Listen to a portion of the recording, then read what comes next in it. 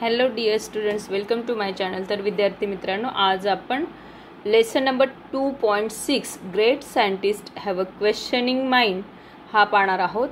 तर अगोदर आपण त्याचे जे रायटर आहेत, लेखक आहेत, त्यांचा परिचय करून घेऊयात. Doctor APJ Abdul Kalam was the president of India from 2002 to 2007. He was awarded Bharat Ratna for his contribution to the scientific research and modernization of defense technology in India. Doctor APJ Abdul Kalam हे मोठे शास्त्रज्ञ होते आणि त्याचबरोबर ते 2002 ते 2007 पर्यंत आपल्या देशाचे प्रेसिडेंटसुद्धा होते आणि त्यांनी भारतरत्न हा अवॉर्ड जिंकला होता. त्याचं कारण होतं की त्यांचं कॉन्ट्रीब्युशन कशामध्ये, scientific research and modernisation of defence technology. Defence टेक्नॉलॉजीमध्ये डिफेन्स म्हणजे संरक्षण. ओके, तर सुरक्षेच्या दृष्टीने जे काही तंत्रज्ञान त्यांच्याजवळ होतं, त्याच्यातून जे मिसाईल्स वगैरे त्यांनी तयार केलेले होते, तर त्या रिसर्चमुळे त्यांना भारतरत्न हा अवॉर्डसुद्धा देण्यात आला होता. ही लव्ड चिल्ड्रन, आपल्याला माहितीच आहे त्यांचं मुलांवर खूप खूप प्रेम होतं. His books and ideas have inspired many young Indians. आणि त्यांचे जे काही पुस्तकं आहेत, ते हे जे काही यंग इंडियन्स आहेत, आपल्या देशातले जे काही तरुण आहेत, जसे तुम्ही, तर तुम्हाला काय करतात, ते इन्स्पायर करतात. In this passage he talks about another great Indian scientist CV Raman. तर विद्यार्थी मित्रांनो, ह्या पाठामध्ये आपल्याला ते कोणाविषयी बोलताना दिसून येत आहेत, कोणाविषयी सांगताना दिसून येत आहेत, तर अजून एक दुसरे शास्त्रज्ञ, आपल्या भारतातलेच दुसरे शास्त्रज्ञ आहेत, ज्यांचं नाव आहे CV रमन. तर पाहूयात आपण ह्या लेसनमध्ये काय दिलं आहे ते. तर ह्या लेसनचं टायटल जर आपण पाहिलं तर ते आहे great scientist have a questioning mind. Questioning mind म्हणजे कसे, तर प्रश्न, सतत त्यांच्या मनामध्ये प्रश्न तयार होत असत.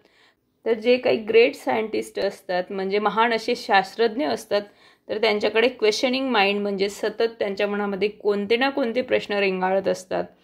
तर त्यांचं माइंड कसं असतं, अगदी चौकस असतं. तर पाहूयात ह्या लेसनमध्ये काय दिलं आहे.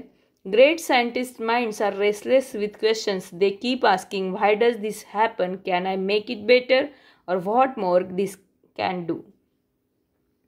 तर ग्रेट सायंटिस्ट जे आहेत, great scientific minds are restless, त्यांना चैन पडत नसते, म्हणजे अगदी त्यांचं मन हे शांत नसतं, तर काही ना काही गोष्टींमध्ये ते कोणत्या ना कोणत्या गोष्टींविषयी क्वेश्चन ते नेहमी करत असतं. दे कीप आस्किंग, ते नेहमी विचारत असतात त्यांच्या मनाला. तर नेचरमध्ये काही बदल त्यांना जाणवले असतील किंवा कोणत्या ना कोणत्या अनुषंगाने त्यांच्या मनामध्ये असे प्रश्न निर्माण होत असतात, जसं व्हाय डज दिस हॅपन, जर काही घडलं असेल तर ते हे का घडलं आहे, can I make it better, अजून मी याच्यामध्ये काही इम्प्रूव्हमेंट करू शकतो का, सुधारणा करू शकतो का, और what more can this do, आणि अजून काही आपण याच्यात ॲड करू शकतो का, असे प्रश्न सतत त्यांच्या मनात येत असतात. Latest study the life of a great scientist who lived in the same era as Einstein but about 5000 kilometres east of Germany in India. तर आपल्याला ह्या पाठामध्ये एका ग्रेट सायंटिस्टविषयी, एका महान शास्त्रज्ञांविषयी पाहायचं आहे. तर ते कोणत्या एरा म्हणजे कोणत्या कालखंडात होते, तर आईन्स्टाईनच्या कालखंडातील होते. But about 5000 kilometres east of Germany in India. तर जर्मनीच्या पूर्वेला 5000 किलोमीटर वर भारतात ते राहत असत. तर त्यांच्या जीवनाचा आपल्याला ह्या लेसनमध्ये अभ्यास करायचा आहे. Born in Tiruchirappalli in southern India. भारतातल्या दक्षिणेकडील भागामध्ये 1888 इन द इयर 1888, 1888 तिरुचिरापल्ली इथे त्यांचा जन्म झाला. Raman grew up to be one of the greatest scientist in India. आणि ते भारतातील अतिशय महान असे शास्त्रज्ञांपैकी एक म्हणून ते उदयाला आले. Grew up. He was a bright student right from the start and was deeply interested in optical science and acoustics. तर अगदी सुरुवातीपासून ते अतिशय हुशार विद्यार्थी होते. आणि आपण जर पाहिलं, कोणता न्यू वर्ड आलेला आहे तुम्हाला इथं, ऑप्टिकल सायन्स. ऑप्टिकल सायन्स म्हणजे दृकशास्त्र, आणि ॲकोस्टिक्स म्हणजे श्रवणशास्त्र, म्हणजे ऐकण्याविषयीचं, आणि दृक म्हणजे पाहण्याविषयीचं. This is what perhaps led him to discover that the mridangam and the tabla produce more melodious sounds than any other percussion instrument. तर त्यांचं असं म्हणणं होतं, मृदुंग आणि त्याचबरोबर तबला यातून प्रोड्यूस होणारा, यातून उत्पन्न होणारा जो साऊंड आहे तो कसा आहे तर अगदी मेलोडियस आहे, अगदी कर्णमधुर, म्हणजे आपल्याला कानांनी ऐकायला खूप खूप छान वाटेल असा than any other percussion instrument. आपण जर कोणतंही दुसरं इन्स्ट्रुमेंट घेतलं त्याऐवजी मृदुंग आणि तबला अगदी मेलोडियस साऊंड निर्माण करणारे असे इन्स्ट्रुमेंट्स आहेत असं त्यांचं म्हणणं होतं. तर विद्यार्थी मित्रांनो, परकशन इन्स्ट्रुमेंट म्हणजे काय, तालवाद्य असं त्याला म्हटलं जातं. ताल सूर ज्यातून निर्माण होऊ शकतात असं वाद्य म्हणजेच percussion instrument. He was fascinated by colourful things, be it a flower, butterfly or gem. तर हे जे काही शास्त्रज्ञ होते C.V. रमन, त्यांना रंगीबेरंगी गोष्टी खूप आकर्षित करत असत. तर ते एखादं कलरफुल थिंग्स असेल, एखादी वस्तू असेल किंवा फ्लावर असेल किंवा बटरफ्लाय ऑर जेम. जेम म्हणजेच काय इथं तर आपण रत्न असं म्हणतो. तर अशा वेगवेगळ्या कलरफुल गोष्टी त्यांना आकर्षित करत असत. He kept seeking knowledge about everything around him. आणि अराउंड म्हणजे आपल्या सभोवताली जे ज्या काही गोष्टी असतील त्या प्रत्येक गोष्टीमधून कोणतं ना कोणतं ज्ञान मिळवत राहण्याचं त्यांना आवड होती है ना, किंवा ते सीक म्हणजे शोध घेत असत. म्हणजे आपल्या बाहेरील सभोवतालच्या वातावरणातून ते नवीन नवीन गोष्टींचा शोध घेताना आपल्याला दिसून येत. He became a scholar in sound and sound related physics. तर साऊंड म्हणजे ध्वनी आणि ध्वनीविषयक, ध्वनीशी संबंधित असं जे काही भौतिकशास्त्र आहे यात ते स्कॉलर होते, अगदी विद्वान होते. One day a ship sailed from the port of London towards Calcutta. On board was young C.V. Raman, who had delivered a lecture on the acoustics of the violin in London. He was now on the ship's deck, gazing at the blue waters of the ocean. तर एकदा काय झालं, ship sailed from the port of London, लंडनच्या बंदरापासून ते ship कलकत्ताकडे निघालं होतं. On board was young C.V. Raman, आणि त्यावर कोण होतं तर C.V. रमन हे होते. Who had deliver a lecture on the acoustics of the violin in London. तर ते एका व्याख्यानासाठी, लेक्चर म्हणजे काय तर व्याख्यानासाठी लंडनमध्ये ते गेलेले होते, लंडनला गेलेले होते. आणि कोणत्या विषयावर तर अकॉस्टिक्स ऑफ द व्हायोलिन. तर वाद्याचं जे काही, व्हायोलिन हे एक प्रकारचं वाद्य आहे, तर त्या वाद्याच्या ध्वनीशास्त्राच्या विषयावर त्यांना तिथं लेक्चर किंवा व्याख्यान द्यायचं होतं. He was now on the ship's deck, आणि ते आता ते जहाजाच्या मजल्यावर उभे होते. Gazing at the blue waters. Gaze म्हणजे एक प्रकारे नजर रोखून ते त्या ब्ल्यू वॉटरकडे पाहत होते. तर कुठलं ब्ल्यू वॉटर होतं, निळं रंगाचं पाणी होतं किंवा निळसर पाणी होतं, तर ते ओशनमधलं होतं, समुद्रातलं होतं. As he glance up at the sky which was the same shade at the ocean. आणि ग्लान्स म्हणजे एक प्रकारे नजर टाकणे. जेव्हा त्यांनी समुद्रातल्या निळसर पाण्याकडे पाहत असताना स्कायकडे नजर टाकली, आकाशाकडे नजर टाकली, which was the same shade as the ocean. आणि त्यांच्या लक्षात आलं की स्कायची सुद्धा शेड अगदी सेम होती जी ओशनची होती. अ series of questions pop up in his head.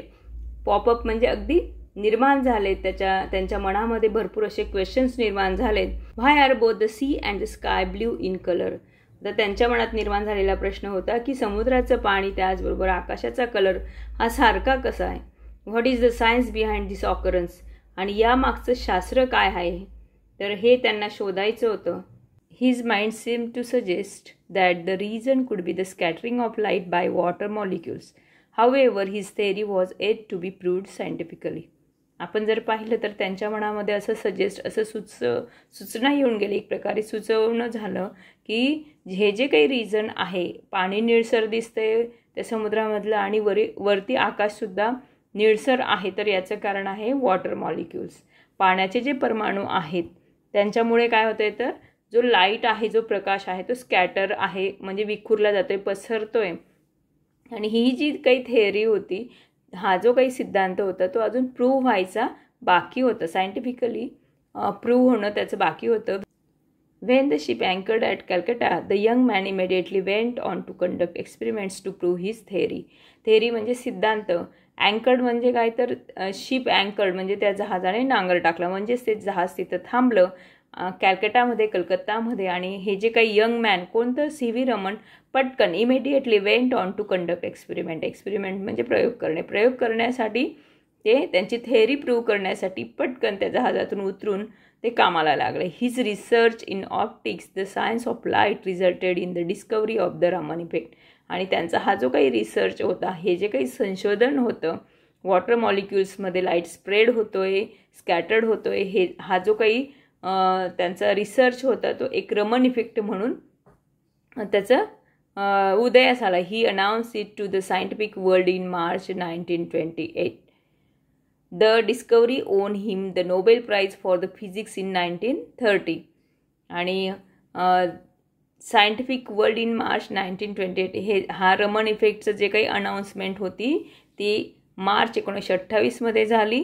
आणि the discovery won him the Nobel prize. आणि हा जो काही शोध त्यांनी लावलेला होता त्यामुळे त्यांना नोबेल प्राईजसुद्धा मिळालं होतं फॉर फिजिक्स इन 1930. 1930 ह्या फिजिक्स म्हणजे भौतिकशास्त्र, तर ह्या रिसर्चमध्ये त्यांना नोबेल प्राईजसुद्धा मिळाली. It was the first time this prize was awarded to an Asian.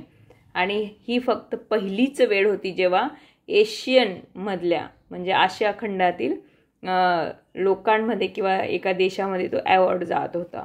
The day he discovered the Raman effect 28 February was later declare as national science day. तर विद्यार्थी मित्रांनो, आपण आजसुद्धा 28 फेब्रुवारी हा नॅशनल सायन्स डे म्हणून साजरा करतो. म्हणजे राष्ट्रीय विज्ञान दिवस म्हणून 28 फेब्रुवारी ह्या रमन इफेक्ट ह्या दिवशी त्यांना डिस्कवर म्हणजे याचा शोध लागला होता, म्हणूनच हा दिवस आपण नॅशनल सायन्स डे म्हणून साजरा करत असतो. Even before this his contribution to the science of optics had been acknowledge and he was elected fellow of the Royal Society in 1924.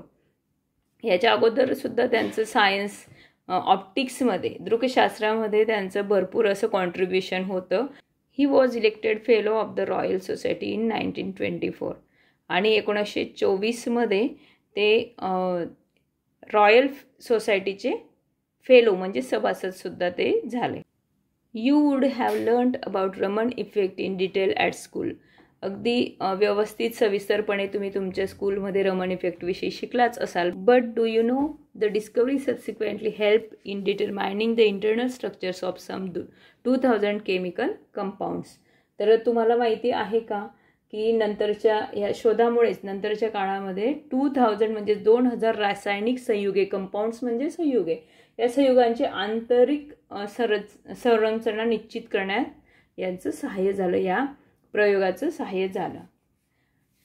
And can you guess what the cost of the equipment that Raman use to prove his theory was a measly 200 rupees. आणि तुम्ही जर पाहिलं हा जो काही सिद्धांत होता, हा जो काही रमन इफेक्ट होता, तर तो सिद्ध करण्यासाठी इक्विपमेंट म्हणजे साधनसामग्री, तर त्या साधनसामग्रीची किंमत अगदी क्षुल्लक, मिसली म्हणजे क्षुल्लक, अगदी 200 रुपीज होती, म्हणजे फक्त आणि फक्त 200 रुपये होती.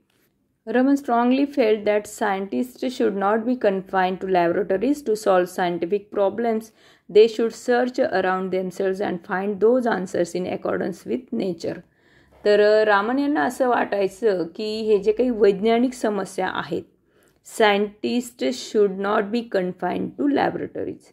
तर हे जे सायंटिस्ट आहेत, हे जे काही शास्त्रज्ञ आहेत, त्यांनी ते शोधण्यासाठी, त्या समस्या सोडवण्यासाठी त्यांनी लॅबोरेटरीजमध्ये म्हणजेच त्या प्रयोगशाळांमध्ये बंदिस्त न राहता, कन्फाईन म्हणजे बंदिस्त होणे, तर त्या तिथे बंदिस्त न राहता त्यांनी कुठे सर्च करायला पाहिजे, कुठे शोध घ्यायला पाहिजे स्वतःहून, तर they should search around themselves and find those answers in accordance with nature.